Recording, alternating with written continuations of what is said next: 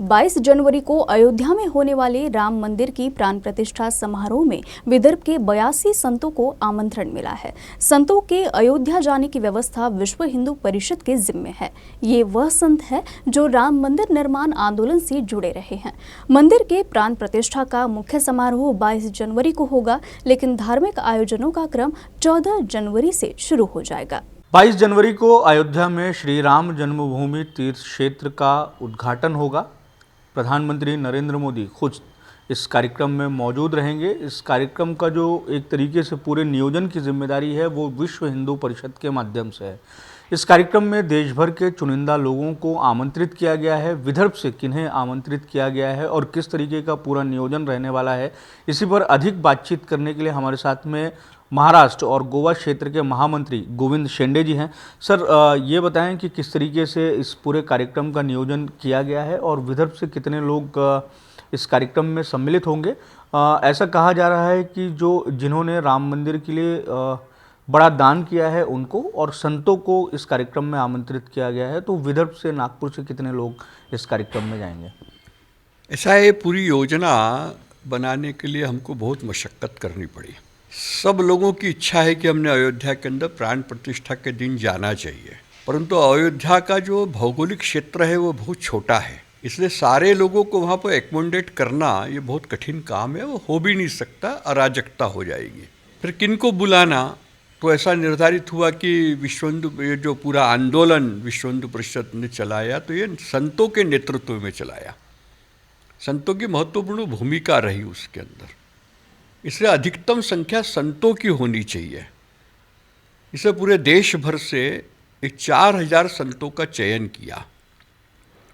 सभी मत, पंथ, समाज, जाति, बिरादरी में जो संत हैं बड़े, इन सब का चयन करके 4000 संतों की सूची बनाई और उनको सबको आमंत्रित किया है। इसके अलावा जिन्होंने मंदिर निर्माण के लिए बड़ी राशि का दान किया है, तो अभी बड़ी राशि में कुछ तो भी एक सीमा निर्धारित करनी पड़ेगी, तो 51 लाख रुपए तय किया कि इसके ऊपर जिन्होंने दान किया है ऐसे लोगों को उसमें आमंत्रित करना।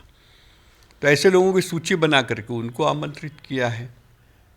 फिर देश का मान सम्मान पूरे विश्व के अंदर जिन्होंने बढ़ाया है, ऐसे जो लभ्य प्रतिष्ठित लोग हैं उनको आमंत्रित किया है।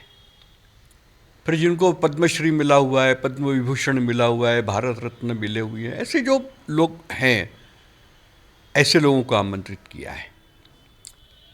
फिर अनेक जातियों के प्रमुख जो अखिल भारतीय हैं ऐसे लोगों को बुलाया है। फिर समाज के अंदर अनेक प्रकार की गतिविधियां चलती रहती है, तो वो जो सामाजिक जीवन के अंदर इस प्रकार की गतिविधियों को चलाते हैं ऐसे कुछ प्रमुख लोगों को उसमें बुलाया है।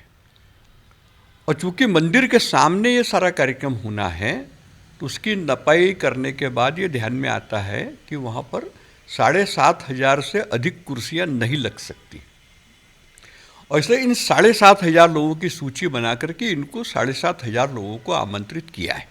अब आपका प्रश्न है कि नागपुर और विदर्भ से कितने लोग हैं, तो विदर्भ से 82 संतों को इस कार्यक्रम के अंदर भेजने की योजना बनी है। फिर जिन्होंने 51 लाख से अधिक का दान दिया है, ऐसे जो नाम हैं, ऐसे 10-12 नाम हैं, उनको इसमें आमंत्रित किया है।